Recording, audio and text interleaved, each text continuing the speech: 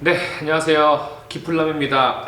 오늘 이제 유통관리사 2급 이제 1과목을 좀 풀어 볼 텐데요.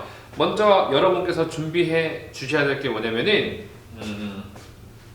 이제 2018년도 1회 2급 기출 문제를 꼭 함께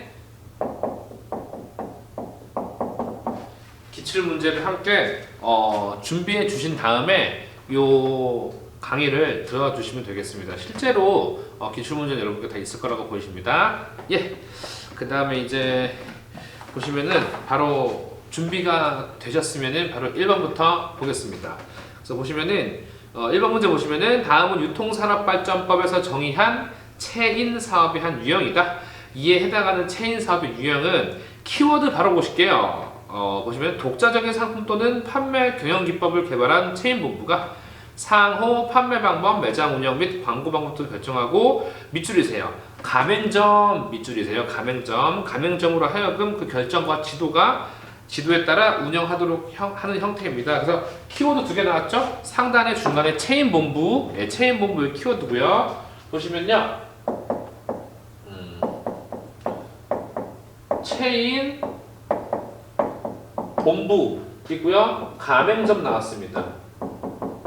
가맹점, 체인 본부, 가맹점. 대표적으로 이 두 개를 엮는 공통 키워드는 뭐죠? 프랜차이즈죠. 프랜차이즈.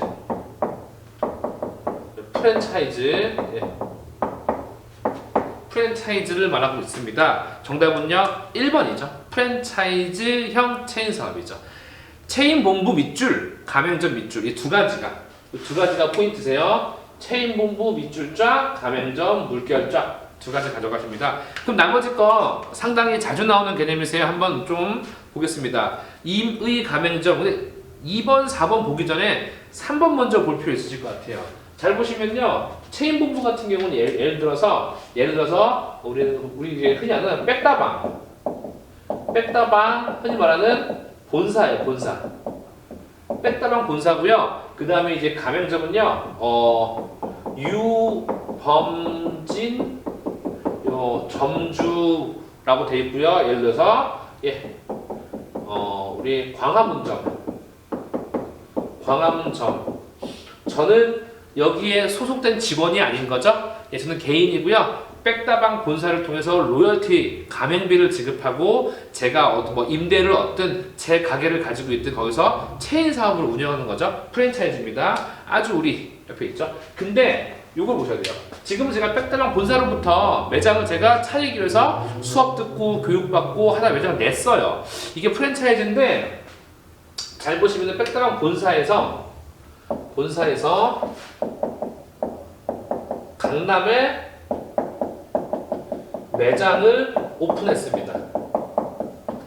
백다방 본사가 강남에 매장을 오픈을 했대요. 이게 바로 뭐가 되는 거죠? 직영점. 이게 바로 직영점 되는 겁니다. 본사가 매장을 오픈한 게 바로 직영점이 되는 겁니다. 문제 없으시죠? 실제로 매장 본사에서 직접 관리하는 겁니다. 대표적으로 스타벅스는요, 모두가 직영점이죠. 스타벅스는 프랜차이즈 없습니다. 스타벅스 코리아가 모두 관리하는 겁니다. 그 다음에 이제 2번에 나온 임의 가맹점, 이건 이제 3번의 그 직영점형 체인 사업이고요. 임의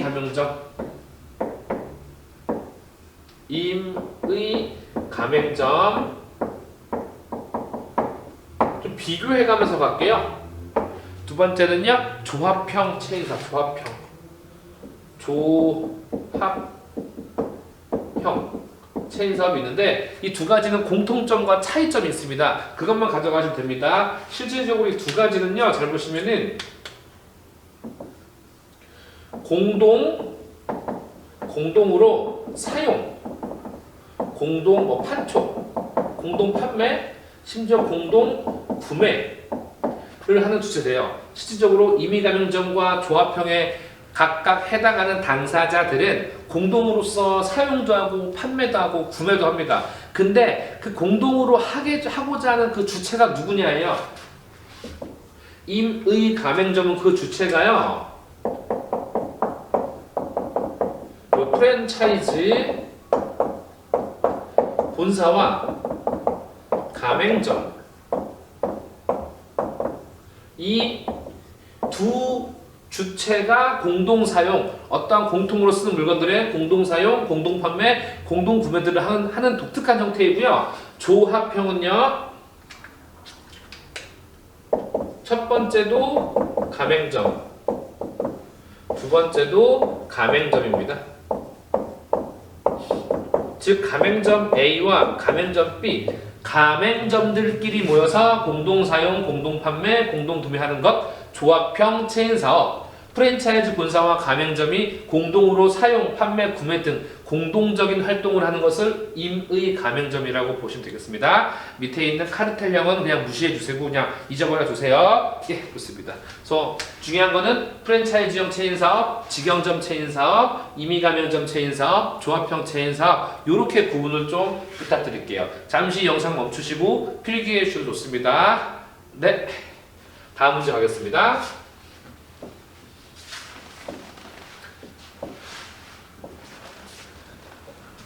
다음 문제는 필기할 거 없이 바로 가겠습니다. 아주 유명한 이론입니다. 매슬로우의 욕구단계 이론. 이 욕구단계가 도대체 위통이랑 무슨 상관이 있는지 모르겠지만 매슬로우의 욕구단계 이론에 따라 하급 욕구에서 고급 욕구로 올바르게 나타낸 것은 인간의 본능이세요. 욕구는 인간의 본능인데 인간이 가장 원하는 하급 단계부터 하급 단계, 중급 단계를 거쳐 인간이 요구하는 고급 단계까지 어떻게 발전되는지를 나오는 건데 굉장히 유명한 이론입니다. 정답은 3번입니다. 바로 보실게요. 생리적 욕구, 배고프죠? 자고 싶죠. 아주 기본적인 거예요. 밥 먹고 싶고 잠자고 싶고요. 안전 욕구. 밥도 먹었겠다. 잠도 잤겠다. 좀 더 안전한 곳에서 생활하고 싶죠. 집이라는 걸 찾게 돼요. 집단이라는 걸 찾게 됩니다. 그 다음에 이제 집이 생겼어요. 혼자 지내기 쓸쓸하죠. 뭔가 집단을 찾습니다. 소속 욕구. 그 집단에 들어가고 싶습니다. 사람들과 어울리고 싶어요. 일명 뭐라 그러죠? 사회성이라고 하죠. 자존 욕구, 이제 그 집단에서 나만의 존재를 드러내고 싶은 거예요. 자존감, 스스로를 높게 칭하는 거죠. 자존 욕구. 그 다음에 자존감 충족됐으니까 나란 사람이 어떤 사람들을 마치 드러내 보이고 싶은 거예요. 자아 실현. 하고 싶은 건 다 하고 싶은 겁니다. 예전에 배가 고플 때는 하고 싶은 게 어디 있어요? 밥만 먹어도 행복한 거죠. 하지만 지금은요, 밥도 먹고 집도 있고 직장도 있고 직장에서 위치도 있고 이제 내 자아가 진정 무엇인지를 실현한다. 3번입니다. 네, 그렇게 가주세요. 매슬로우의 5단계 욕구 좋습니다. 3번입니다. 유통경로가 일반적으로 창출하는 효용과 예시로 가장 옳지 않은 것을 옳지 않은 건데요. 실제로 우리 일단 여러분 기본적으로 유통경로이죠. 유통경로. 유통경로라는 건 말 그대로 요 제조업, 도매상, 소매상 이렇게 있습니다. 그리고 마무리로 그렇죠. 소비자에게까지 가는 요 길을, 이 길을 뭐라고 하는 거예요? 이 길을 그렇죠. 이게 바로 유통경로라고 부릅니다. 유통경로라고 부릅니다. 그런데 중요한 거는 이 유통경로에 반드시 제조업에서 도매로, 도매에서 소매로, 소매에서 소비상으로 가는 도중에 반드시 발생하는 게 중에 뭐냐면은 제조업에서 운송이라는 게 들어가고요. 보관이라는 게 들어갑니다. 각각 운송, 보관 등이 창출하는 효과가 있습니다. 운송은 뭐죠? 장소적 효용, 부산에 있는 물건을 운송을 통해서 서울에 도착시키게 할 수 있고요. 보관은 시간적 효용, 부산에서 만든 물건을 서울에서 따로 창고를 만들어 보관함으로써 서울에 계신 분들이 부산까지 와서 살 필요가 없겠죠. 서울에 창고가 있으니까 시간을 절약할 수 있다. 운송은요, 장소적, 이건요, 시간적. 이러한 효과를 창출한다 이런 겁니다. 바로 보실게요. 문제요. 시간 효용. 이런 느낌으로 문제를 좀 접근해 주셔야 됩니다. 예, 이런 겁니다. 시간 효용. 편의점은 24시간 영업한다. 편의점이 24시간 이용해 주기 때문에 24시간 언제든지 구매 가능합니다. 좋고요. 맞습니다. 장소 효용. 소비자의 집 근처에 편의점이 있다. 집 근처에 있어주니까 장소적으로 멀리 안 나가도 되죠. 효과를 볼 수 있는 겁니다. 3번 소유효용. 소유효용에다가 요거 하나만 적어주세요. 상류, 상적 유통, 상적 유통이라고 좀 적어주세요. 상적 유통, 상적 유통이라고 좀 적어주세요. 상적 유통. 나중에 설명드리겠습니다. 상적 유통은 대표적인 게 우리 매매계약, 그 다음에 소유권 이전 이런 것들이 있다는 것만 지금 개념적으로 가져가 주세요. 소유권 이전. 네. 개념적으로만 가져가 주세요. 개념적으로만 가져가 주세요. 개념적으로만. 네. 보시면은 제조업자의 제품 소유권이 소비자에게 이전된다. 즉 상류 활동이란 소유권을 이전시키는 활동이다. 이런 식으로 말하기도 합니다. 4번 형태 효용. 소비자가 원하는 양을 분할해서 구매 가능하다. 다시 볼게요. 형태 효용이란 건요. 형태 효용은요. 잘 보시면은 실제 우리 제조 단계에서 도매로 갈 때 흔히 말하는 큰 박스에 200개를 한 번에 담아서 운송했습니다. 이 도매 입장에서는요. 소매에 보낼 때 200개를요. 20개씩 10박스로 구분해서 누구한테요? 소비자에게 팔 수가 있겠죠. 이게 바로 형태를 효과적으로 발생해준다. 형태 효용. 이런 형태 효용은 어디서 하는 거 주로요? 물류 거점, 창고에서 박스, 대박스를 소박스로 분할하는 작업들을 하고 있습니다. 그렇게 좀 가져가 주실게요. 근데 5번은 틀렸습니다. 왜 틀렸냐면요. 정보 효용입니다. 소비자에게, 유통 경로가 소비자에게 유용한 정보를 제공한다. 여기까지는 실제로 말을 다 안 하는 거예요. 즉, 소비자에게 유용한 정보를 제공하고요. 소비자는 이러한 유용한 정보를 받고 그에 따른 피드백, 환류 방안을 다시 한번 또 기업에 전달한다고 해서 이 말이 다 안 쓴 거예요. 소비자에게 유용한 정보를 제공하고 소비자 역시 이러한 정보를 토대로 다시 또 다른 정보를 기업에게 제공한다. 쌍방향 흐름이라고만 적어주세요. 쌍방향 흐름. 쌍방향 흐름이라고 적어보세요. 그러니까 문제가 조금 이렇게 이해해야 되는구나 라고 하는 조금 난해한 문제입니다. 그래서 이번에는 문제를 푼다라는 것보다는 좋은 이론을 좀 배웠구나 그렇게만 가져가 주세요. 예. 쌍방향 흐름이라는 거 가져가 주시고요. 필기 못하신 분들은 잠시 멈춰주시고 필기하시면 되겠습니다. 네. 4번 문제 보겠습니다. 여러분 아시죠? 채찍을 아실 거예요. 채찍이요. 채찍은요 말 그대로 채찍을 잡는 그 채찍 손잡이가 이렇게 있죠. 채찍을 한번 이렇게 휘두르면 채찍이 어때죠? 처음에 휘둔 자리는 그 곡선은 크게 그리지만 끝에는 곡선은 아주 그냥 파동이 작죠? 이게 바로 유통 경로를 한 겁니다. 제조가 여기에 위치하고 있고요. 제조가 여기에 위치하고 있고 끝에는 여기 소비자가 위치하고 있습니다. 소비자 입장에서는 그렇게 수요 곡선이 수요 파동 또 수요 곡선이 그렇게 딱히 요동을 치지 않아요. 별 반응이 없어요. 근데 정작 어디에서 지금 난리 부르스 치고 있는 거예요? 정작 여기 제조 단계에서는 난리가 난 거예요. 어떻게 난리가 난 거예요? 지금 소비자가 엄청 우리 물건 찾는다. 판매량이 굉장히 확 올라갔다. 판매량이 엄청 올라갔다. 라고 생각하고 잘못 생각하는 거죠. 정작 소비 단계에서 판매량은 이렇게 막 심하게 들쑥날쑥하진 않아요. 근데 정말 제조업자는 판매량이 막 들쑥날쑥 하고 있다고 착각을 하는 거예요. 그래서 포인트입니다. 착각을 왜 할까요, 도대체? 첫 번째는 착각을 하는 이유가 제조업체와 소비자 이 중간에서 흔히 말하는 의사소통이 현재 안 됐고요. 또 우리 리드타임, 리드타임이 긴 경우, 이런 경우 정보 전달이 쉽게 사료 고침이 안 된다는 겁니다. 또 하나, 빈번한 가격 할인. 잘 보세요. 이 빈번한 가격 할인이라는 게 무엇이냐면은 어느 날 2월 5일 날 대규모 할인을 했습니다. 할인. 그래서 소비자가 확 몰렸어요. 근데 제조업체 측에서는 이게 할인으로서 이렇게 팔린 걸 모르는 거야. 단순히 평소에도 이렇게 많이 팔리는구나 착각을 해가지고 재고를 엄청 많이 생산을 합니다. 근데 정작 이게 평소에 많이 팔린 게 아니라 할인이라는 이유 때문에 많이 팔린 거잖아요. 그렇기 때문에 이거는 올 재고를 쌓아놓는 게 악수를 둔 겁니다. 악수. 그래서 잘못 판단을 한 거라고 보기 때문에 그래서 잘못된 겁니다. 그래서 이런 빈번한 가격 할인은 뭐를 유발할 수 있다? 채찍 효과를 유발할 수 있다. 이게 바로 채찍 모양 같죠? 이게 바로 채찍 효과. 결론, 채찍 효과는 좋은 거예요? 안 좋은 거예요? 채찍 효과는 안 좋은 거예요. 채찍 효과는 안 좋은 겁니다. 굉장히.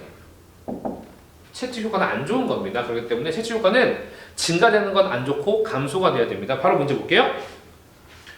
필기 멈추시고 한번 필요하시면 해주세요.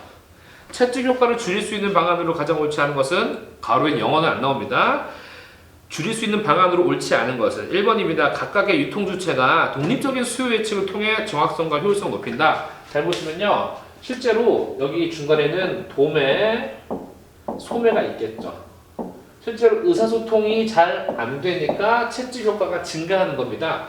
그럼 제조, 도매, 소매 등이 의사소통이 잘 된다. 즉 수, 요, 예 측을 다 같이 하게 된다면은 수요 예측 판단이 어긋날 리가 없어요.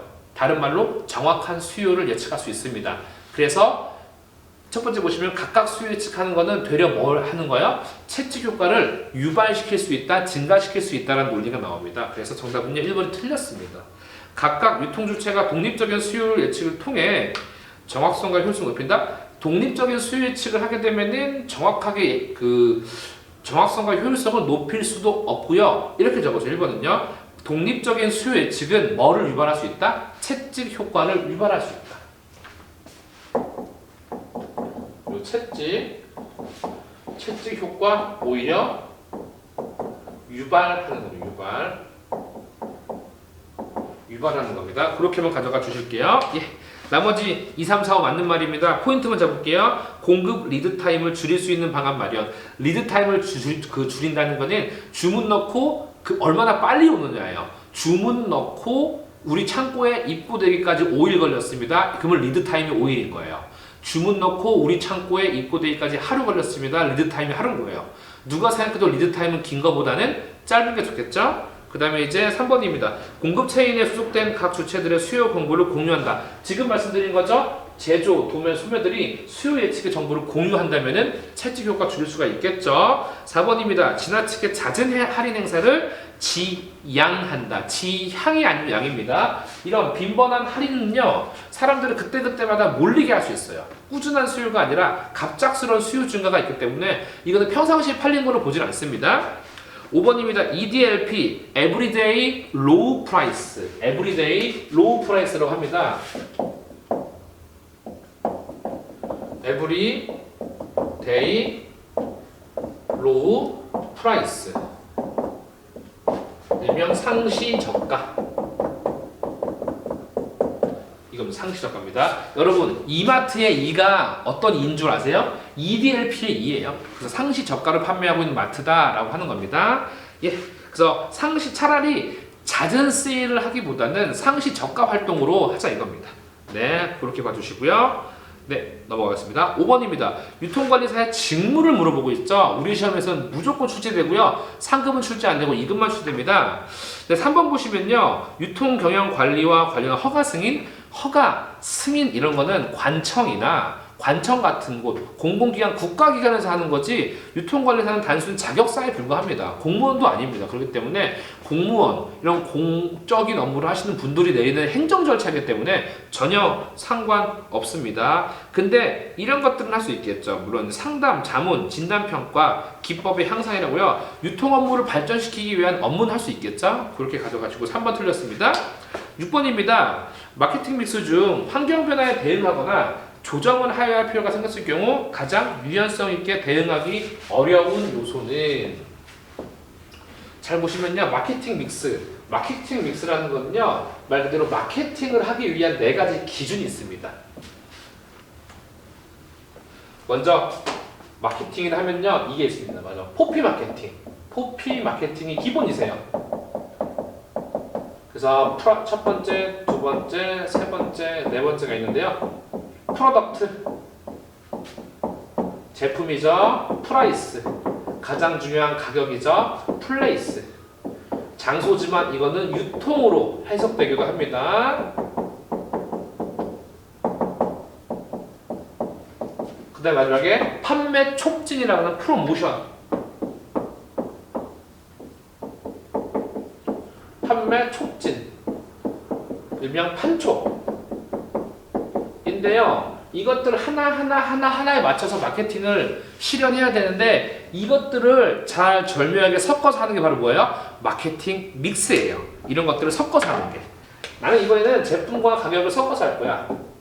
마케팅 섞어서 진행하는 게 믹스라고 합니다. 잘 보시면요. 가격, 제품, 촉진, 디자인. 실질적으로 회사에서 컨트롤할 수 있는 것들이세요. 가격 컨트롤할 수 있죠. 제품 컨트롤할 수 있죠. 촉진, 프로모션 회사에서 진행할 수 있고 진행 안 할 수 있고 조절할 수 있죠.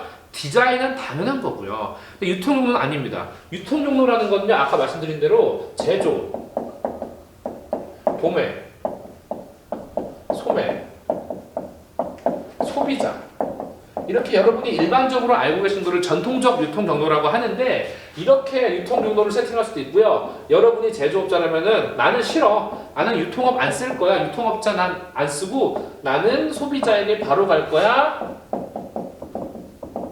이건요. 일명 직거래입니다.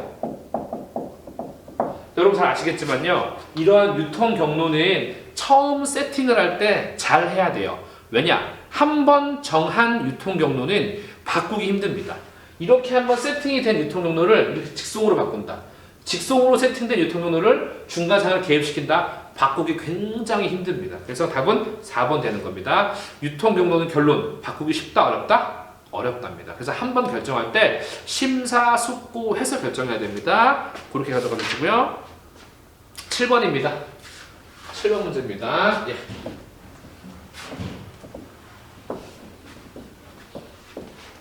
(7번입니다) 바로 보시면요. 기업의 외부 환경 분석 기법으로 활용되는 포터의 산업구조 분석에서는 산업의 수익률에 영향을 미치는 5대 핵심 요인을 제시하고 있답니다. 이에 해당되지 않는 것은 이 기본적으로 5가지를 먼저 가져갈게요. 첫 번째 보시면은 우리 이제 포터 그분께서 포터라는 사람이 포터라고 이제 학자예요. 학자신데 이분이 만든 게 있습니다. 산업구조 분석. 포터가 생각하는 산업구조 분석. 산업구조 분석인데요. 첫 번째는 뭐냐면요. 대체재. 그래, 이 산업구조를 살펴보니 대체재가 있더라. 우리 물건이 아니어도 대신 사용할 수 있는 게 교체될 만한 게 있더라. 어떻게 보면 경쟁 상품이죠. 그 다음에 잠재적 시장 진입자. 잠재적 시장 진입자. 아직은 시장에 진입하지 않았지만 이 사람은 분명히 우리 시장에 들어올 여지가 있는 사람들이에요. 이미 다른 사업을 열심히 성황리에하고 있으니까 그 자본을 투입시켜서 우리 들어올 수 있습니다. 예전에 은행업계에서는 카카오가 잠재적 시장 진입자였지만 지금은 입성했죠. 그 다음에 기존 사업자. 기존 사업자는 지금 눈에 띄는 이런 거죠. 기존 사업자. 예. 경쟁자죠. 그 다음에 이제 공급자, 구매자. 기본적이에요. 공급자는 저를 말하는 거고요. 공급자, 6번째는요, 구매자. 구매자입니다. 잘 보시면요, 여기 포인트 잡으실게요. 실질적으로 이렇게 1번부터 3번까지가 색깔 달리 했죠? 1번부터 3번까지는 수평적 경쟁 요인. 그러니까 이런 1, 2, 3번은요 기업인 제가 대등한 입장에서 경쟁을 하는 겁니다. 그 다음에 이제 밑에 공급자는 이건요 수직적 경쟁 요인. 갑이 될 수도 있고 을이 될 수도 있고. 여기서 수평과 수직은요 서로 어깨를 나란히 동등하게 한다. 수평적. 위에서 아래로 찍어 누르고 있다가 수직적입니다. 그래서 공급자가 구매자에게 끌려갈 수도 있는 거고요. 구매자가 공급자에게 끌려갈 수도 있는 겁니다. 수직적입니다. 이렇게 5가지를 포터란 학자가 산업구조를 분석할 때 5가지 요인이 있구나 나왔던 겁니다. 그래서 잘 보시면은 어떤 게 들리냐면요. 산업 내 경쟁, 대체재의 위협, 대체자 여기 있고요. 산업 내 경쟁, 잠재적 시장 진입자, 기존 사업자 있고요. 공급자의 힘, 구매자의 힘이 있습니다. 근데 잘 보시면요, 비용 구조는 여기에 없습니다. 비용 구조는요, 실제로 여기 기존 사업자나 기존 사업자 안에 포함되는 내용이라서 이래서 틀린 겁니다. 비용 구조는 기존 사업자에 포함되는 거라 실제 5대 핵심은 이 5가지가 명백히 명문화돼야 됩니다. 5가지가 포인트입니다. 고려까지 가져가실게요. 네, 그래서 이거 한번 잠시 영상 멈춰주시고 필기해 주시고요. 예, 답은 5번 틀렸습니다. 다음 문제 보겠습니다. 그 다음에 이제 8번입니다. 이거는 그냥 약간 팁이 있거든요. 이 팁으로 좀 가보실게요. 다음 글상자 안에 경영 성과를 분석하는 여러 활동성 비율들을 계산할 때 공통적으로 반영하는 요소는 즉 재고자산 회전율, 매출채권 회전율, 고정자산 회전율, 총자산 회전율이라는 게 있는데요. 이런 것들을 구하기 위해서는 무조건 어떤 것이 기본으로 세팅이 돼야 돼요. 그게 바로 매출액입니다. 매출액. 매출액이 기본적으로 이렇게 있어주고요. 그리고 여러분 우리는 뭐든지 백분율을 구할 때 지금 잘 보시면 회전율, 퍼센테이지 백분율을 구하라는 거죠. 이 분수로 백분율을 구할 때는요, 전체를 항상 맨 아래에 놓고 이거는 매출액이지만 총매출이라고도 부릅니다. 총매출액. 전체에 해당하는 개념을 분모에 놓고 구하고자 하는 비율만 분자에 올리면 되는 거예요. 그럼 재고자산 회전율을 구하고 싶으면요, 총 매출액분에 뭐만 올리면 되는 거, 어떤 데이터만요? 재고자산 데이터만 올리면 되는 거예요. 재고자산. 현재 언급되어 있는 재고자산 데이터를 올려줘서 나눠주면은 나오는 값이 재고자산 회전율이 되는 거고요. 만약에 제가 매출채권 회전율을 구하고 싶어요. 매출채권이랑 아직 판매는 했는데 못 받을 돈, 받을 권리죠? 이런 것들 하려면은 여기에다가 매출채권을 올려주시면은 나오는 데이터가 매출채권 회전율.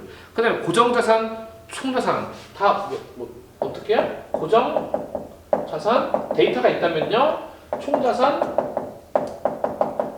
그냥 올려놓고 나누기만 해주세요. 그럼 나오는 값이 해당하는 회전율 퍼센테이지가 되는 겁니다. 근데 이 문제의 핵심이 뭐예요?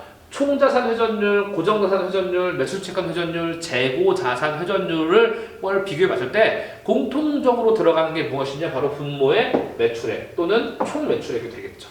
이것만 신경 쓰시면 크게 문제 없으실 겁니다. 예, 답은 2번 매출액입니다. 나머지는 전혀 해당되는 얘기가 아닙니다. 이거 필요하신 분들 잠시 영상 멈춰주시고 필기 부탁드릴게요.